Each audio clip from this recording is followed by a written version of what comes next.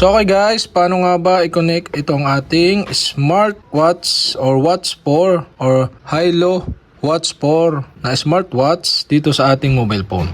So last time nakapaggawa na tayo ng tutorial kung paano gumawa ng Hilo account. So ngayon i-connect lang natin itong ating itong ating Watch 4 o Hilo Watch 4 dito sa ating Hilo Fan application. So kailangan nyo lang tong Hilo Fan application. So pagka gamit nyo is Android, so punta lang kayo Play Store at i-search nyo yung Hilo na application tapos install nyo. Pag gamit nyo is iOS, so punta lang kayo sa App Store at i-search nyo yung Hilo at install nyo lang tapos pwede nyo nang magamit at i-connect ito. So okay, paano nga ba i-connect itong ating ating Hilo Watch 4? So okay, yan. Press on hold ko lang or tinurong ko lang yung itong smartwatch at yan, buhay na siya. Yan. So okay, paano nga ba siya i-connect sa Hilo? Open lang natin yung Hilo na application. So connect na natin tong ating smartwatch. So dito, slide down nyo lang. Punta kayo sa gear icon, tap nyo lang. Tapos scroll down at punta kayo ng about phone. Dito sa about phone, so makita nyo app download, tap nyo lang. Tapos dito na sa Hilo app. So okay, tap nyo na yung plus sign dito sa kanang taas na bahagi at tap nyo yung scan. Yan. So mag-i-scan yan. Scan natin yung pinakang app. Yan. So okay, syncing device. Yan.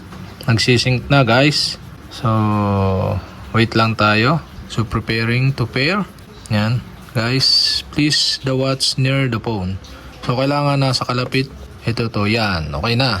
So tap na natin yung check dito sa ating smartwatch. So pairing success nakalagay at yan guys, okay na.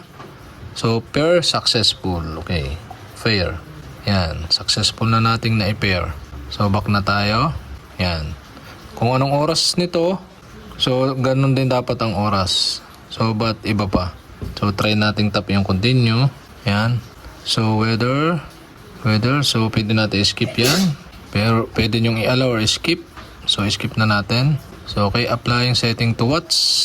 Ayan, nag-a-apply na yung setting sa watch. So kailangan magkalapit yung watch at saka itong mobile phone. So wait lang tayo. So watch initialization takes a while. Please wait. Ayan, successfully sync. Ayan, okay, tap nyo na start using.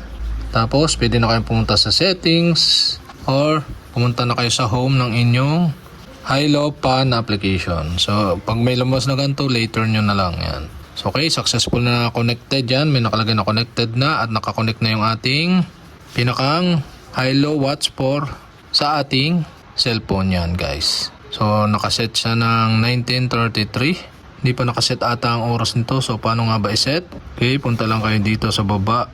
Tapos yun, word clock. Tap nyo yung word clock. Add.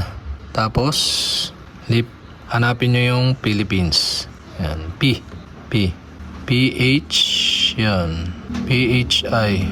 Ay, Fidelpia. So, pagka hindi nyo makita ang Philippines, hanapin nyo is Manila. Manila. Yun. Manila, Philippines. Yan.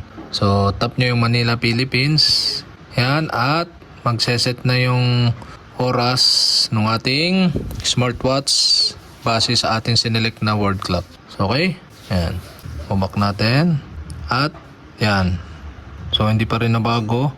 Try natin dito sa device settings.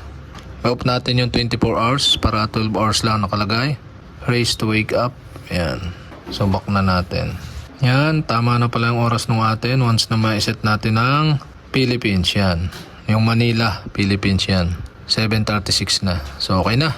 Tama na. 7:36 na rin dito. So okay.